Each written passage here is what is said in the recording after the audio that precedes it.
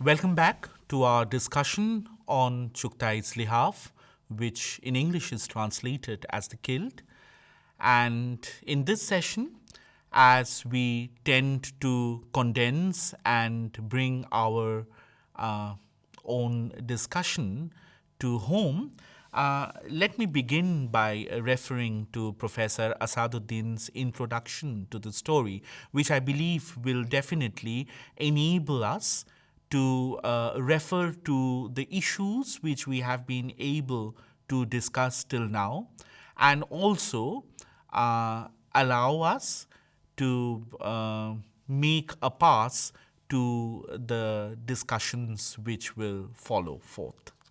So, Professor Asaduddin writes, Lihaf, the killed, justifiably regarded as a breakthrough in Urdu short story writing, daringly delineates female sexuality, a concern which we have been trying to refer across our discussion.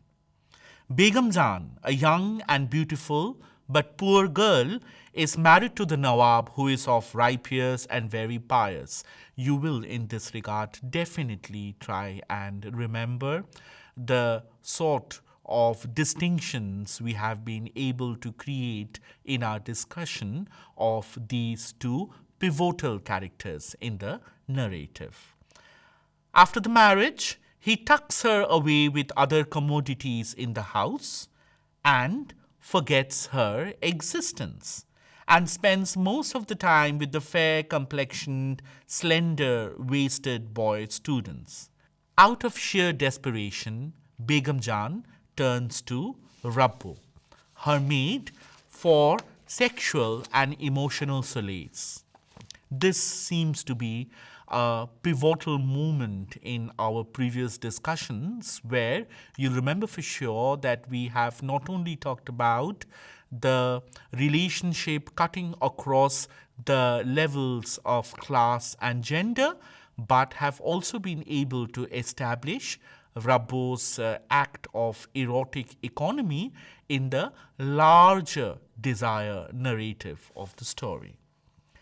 The lesbian relationship between the Begum and Rabbo is vividly drawn to the symbol of the kilt, which has been much discussed in the last two discussions we have had too, which, to the wonder and horror of the child narrator, undulate at night as though young elephants are fighting inside. You remember for sure that these was the first of the metaphors which we tried to analyze and refer to when we had started our discussion on this tale. Asaduddin continues. The greatest strength of the story lies in its subtle combination of the facetious and the serious. The dexterous use of the kilt and its shadows create an ambiguity which emanates from the contrast between the speciously calm external aspect of the things and the treacherous undercurrent. We also have had the opportunity to talk about the 1944 obscenity trial in Lucknow, of which Chughtai had to appear in the court and was gradually acquitted of the crime. The story created a lot of heat and dust, and Chughtai was taken to the court at Lahore on charges of obscenity.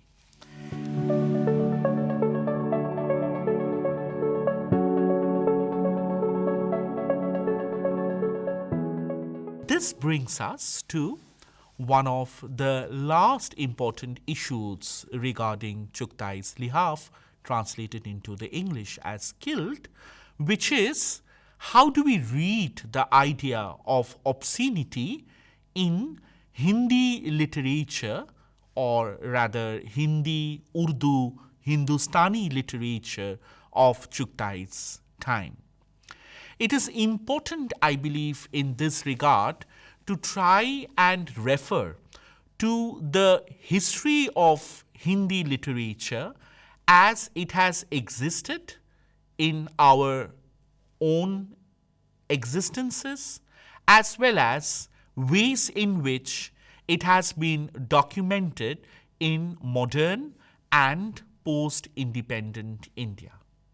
I believe this attempt will not only enable us to read Chughai's concerns in a new light, but also open new doors in understanding the source of this obscenity or dirtiness of literature, which tend to have marked the afterlife of Chughai's Lihaf.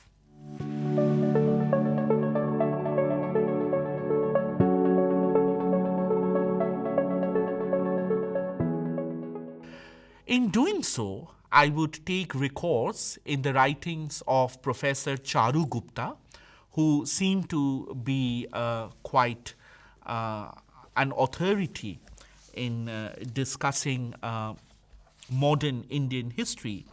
And I would like to read out passages from Charu Gupta's celebrated article, which she calls Dirty Hindi Literature, Obscenity in the Late Colonial North India. Now, given that Chughai's story itself is also based on the UP background of Lucknow elite culture, it is important that how contemporary to Chughai's own existence from the earliest decades of the 20th century, there has been a very meticulous and systematic rebranding of what came to be known as modern Hindi literature.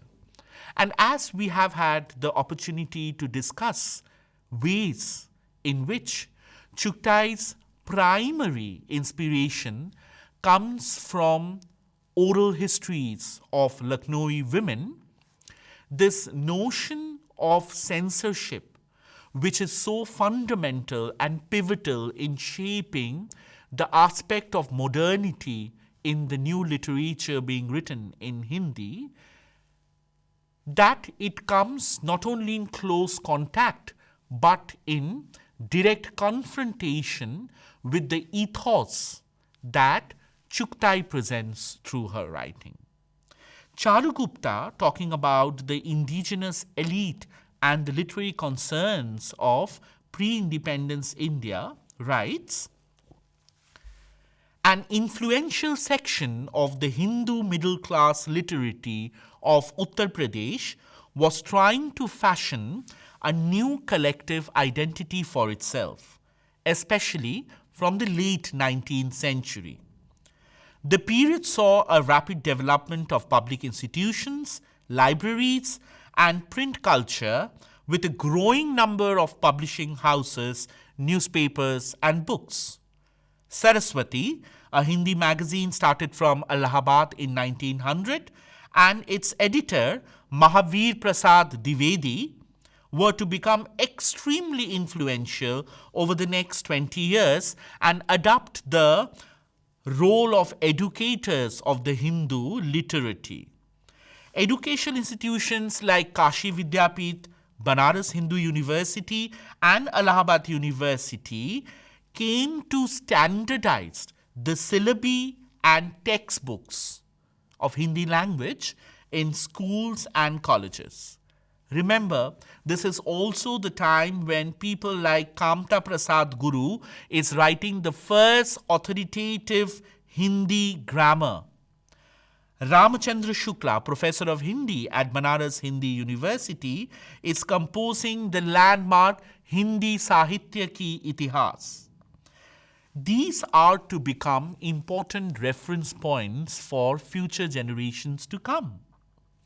Various other magazines and newspapers which are being published at this point of time, magazines like Chand, magazines like Abhyudaya, they are also trying to recreate a self-identity for the Hindu language used by the Hindu middle classes now. And these materials that are being made available right at this point of time, is being catered for a growing Hindi public sphere that would exist in the early 20th century. Arya Samaj also is continuously using Hindi to develop the self-perception of a Hindu community in the urban educated groups right from this time onwards. Now, this important initiative of trying to revamp and remodel Hindi language as it existed seemed to be establishing a new identity of a civilized modern nation which was to propagate a particular kind of literature, censored, sane literature, which could distance itself from the notions of obscenity and sexual pleasure. It seemed that in the literature of the contemporary times, there was an uneasiness to accept what the medieval age would term as the Shringar Rasa, which had been the elementary mood, bhava, of literary creation right from the ancient ages. More so because the eclectic print culture which was coming to exist in the earlier part of 19th century and the market of popular publishing which would possibly try and reach to its helm in the early 20th century were seen as providing to the demand of the masses, to which expect that this literature was slowly turning out to be important as well as influential. And it did not occupy the whole market, but the picture was definitely complex as far as Hindi publications were concerned. However, if you look into scholars who have had been working with popular cultures of print in Hindi Bhasha, they will tell you that old forms of literature like erotic songs composed in Brij Bhasha, kissas, kahanis, notankis and sangeets were also being printed in huge quantities across these times. New commercial genres like romantic novels, like thrillers, even they dealt with, taboo subjects taken up by kissas, notankis, kahanis and sangeets. So this literature that is being later on being banned as dirty and obscene is not on the margins but at the center of an emerging subculture. But for the modernity to be able to express itself in its full awe, there is a dire need, there is a palpable necessity to be able to differentiate itself from what existed ago. And it is this moralistic notion which is giving its way to distinctions of high and low culture, of popular and elite literature, of medieval and modern versions of lived lives. Interestingly, when Charu talks about, medieval ages and tends to beautifully delineate what the Shringar Rasa meant for us, Charu keeps on referring to several traditions where the eroticism, the love between Radha and Krishna is being celebrated. Right from Jayadev's Geet Govind to what is being termed as the Riti Kal in the history of Hindi literature, this tradition seems to be enhanced by the Shringar Rasa and become the hallmarks of Hindi poetry for years to come. It is interesting that when Chugtai has to lend her thoughts in interpreting this existing literary tradition, which in itself has so much to offer to her writing, to her life, and to the idea that she seemed to have patronized and symbolized herself, that in a very, very celebrated letter to another poet called Ramlal, Chugtai talks about Radha and Krishna.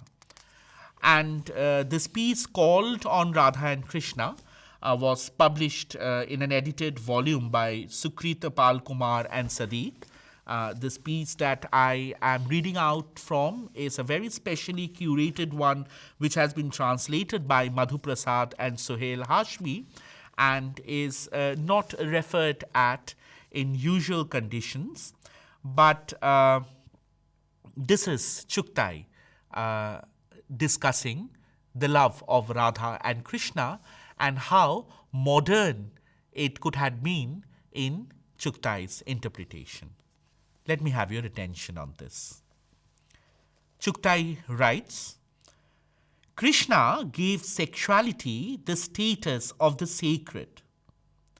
Men could acquire flocks of women as material possessions, and the lives of widows, the living dead, could even be snuffed out on funeral pyres of their husbands.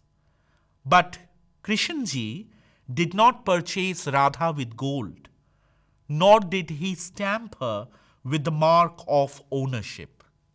He drew her to him with the melody of the flute. No power on earth could restrain her.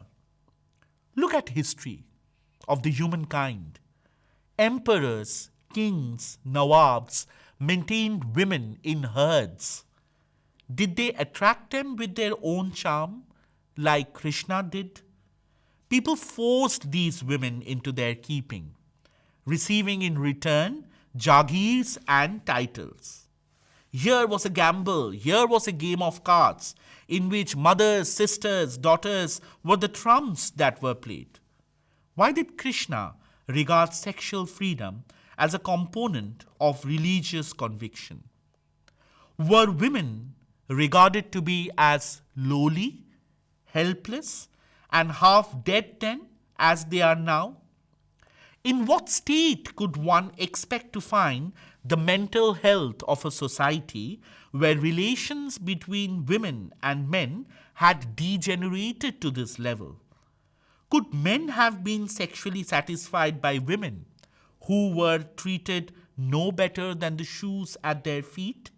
A surfeit of sumptuous feasting results in indigestion and worse. Very interesting to think that this is the source of Chugtai's comfort and the kind of edge that she is able to bring to her Begum Jan, to her Rabbo, and the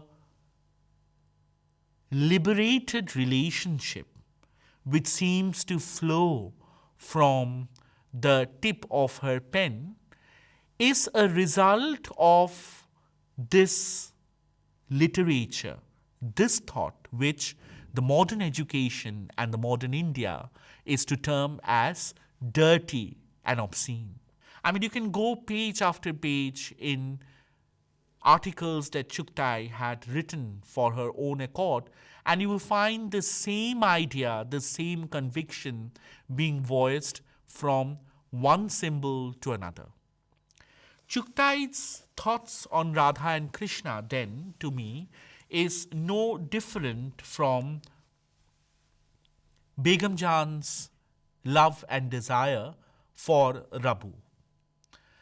At one point of time, they seem to coalesce in attempting to make a voice heard, a voice that had existed among us, but has now been thwarted away to such distant quarters that we need to decolonize and unlearn ourselves to be able to reach out to what was once our own, for sure.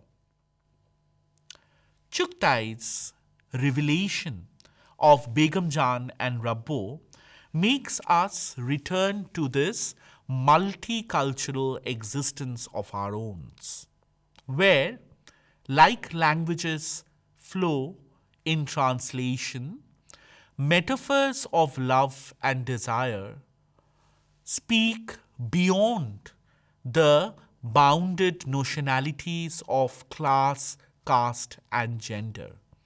And in doing so, it speaks of a level of consciousness where there seems to be no distinction between the lover and the beloved, between the worshipper and the God. I believe if we are to talk about how the text of Lihaf seem to have gone through a process of translation in attaining the body of what it is called in English, the kilt, I would like to think that the English translation of this modern Indian fiction gives the text a second life, a life which is never an identical one. I believe we have had a lot of opportunity to try and look at the kilt beyond its original Urdu readership when discussing about the English translation of the text, for sure. But it is also important to question that between the Urdu Lihaf and the English kilt, whose modernity of the translation is being represented.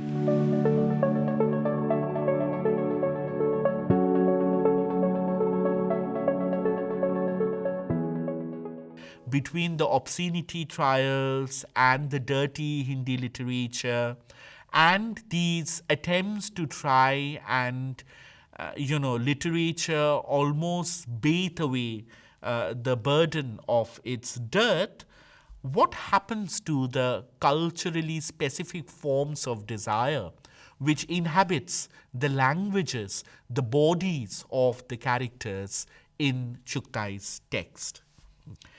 Also, when we talk about desire, when we talk about modernity, what happens to the taboos? Do they get translated too? Is something which I believe we need to think when we encounter a text like Lihaf translated as the kilt. We have had a discussion on how the polemics of translation seem to coexist between the Urdu original and the English targeted version, for sure. Between a language of poetic indirection when the text moves on to irony and wit, what does it speaks of the cultural economy of intimacy between the two set versions of the narrative? But I believe from our exploration of the tale, we also have been able to give some due respect to the idea of translating the unsaid, right? And the greatest challenge in this regard, as any translator would confirm, is not to translate the words, but to translate the implication that these words seem to carry in themselves.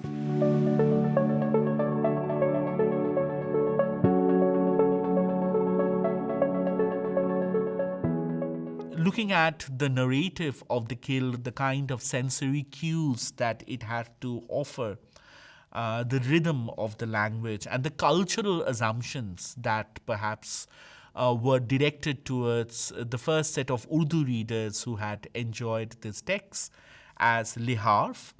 As consumers of this text in the English language, in the translated version called the kilt, we must ask ourselves, how do we then handle this euphemism in the text? Do we demand the clarity of the English, And in doing so, do we reach out to the ambiguity of the Urdu at all, even if through a footnote of cultural translation?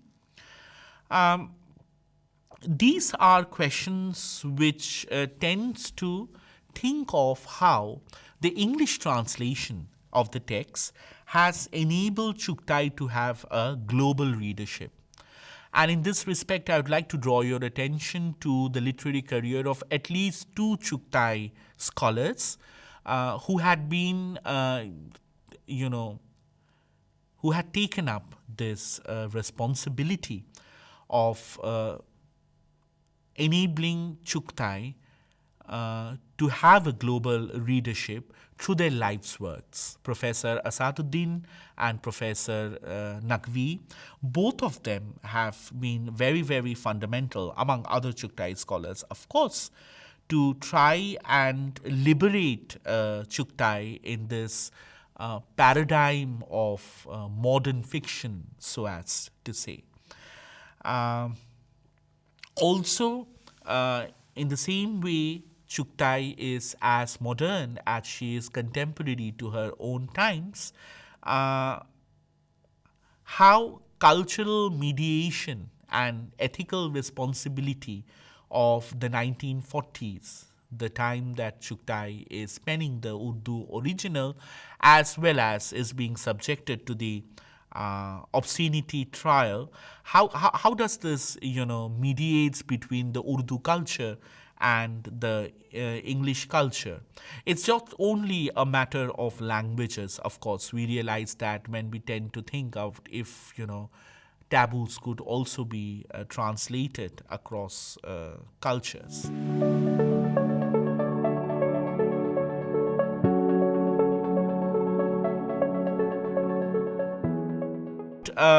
I believe that Professor Asaduddin's translation, the one that we seem to be, based upon our classroom reading, so as to say, is academically very responsible and culturally sensitive.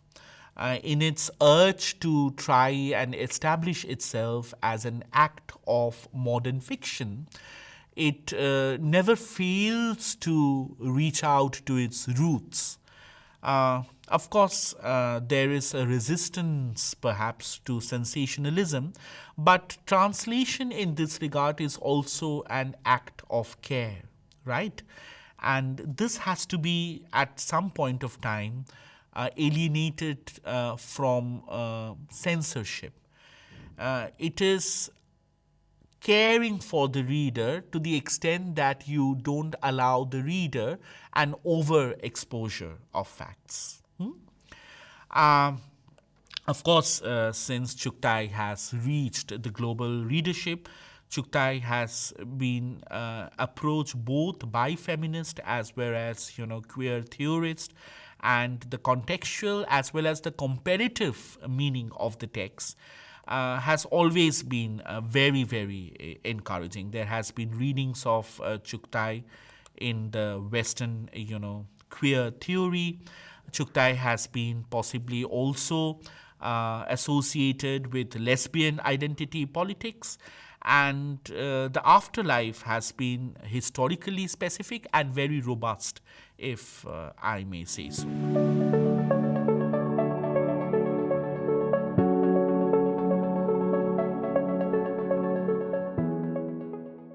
Translation has also produced modern literary publics for Chuktai. You know, uh, Positioning Chuktai in the larger area of world literature had made feminist dissent portable in a certain way. But it has also enabled itself to speak to the world as a voice representing South Asian modernity, right? Now, in this regard, if we are to think of the afterlife of Lihaf or the guild, I believe the fact that the story has survived is based on the notion that the story could adapt these cultural transformations. So, when we, in our here and now, are able to trace Chughai's legacy in a feminist syllabi or in a course on gender studies or as a part of queer South Asian literary criticism, it is only because, just like the text refuses the closure, the translated afterlife of Chughai's The Killed, Lihaf in Urdu original, seem to have had transcreated a world of its own. And in doing so, Lihaf being translated into English and other global languages of the world has been very, very successful to carry the elementary notion of desire across time, across space. Not intact perhaps, but something which is alive and palpitates with the trust of life. So, with these words, I believe we would like to bring our three-storied lecture on Ismet Chughai's Lihaf, translated into English as The Killed, to an end. While in the first lecture, we were able to look at the textual polemics of the narrative as a study of desire and domesticity. In the second lecture, we open up to the socio-political economy of the progressive writers movement and the subsequent obscenity trial of 1944, where we also tend to realize how the narrative was a very powerful metaphor of silence as well as resistance. And in the third narrative, we opened up our understanding of obscenity in a larger context of early modern Hindustani literature, trying to associate Lihaf with the notions of translation, modernity, and legacy. I believe we would like to end this session on discussing Chughai's Lihaf, translated as Killed in the English, for our course on modern Indian fiction in English translation, that a translation like this does not reveal desire, but it negotiates with it.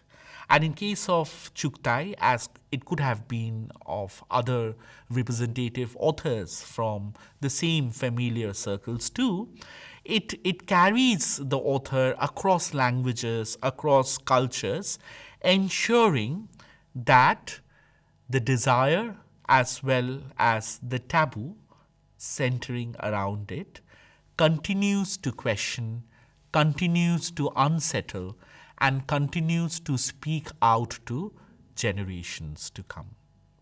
Thank you so much.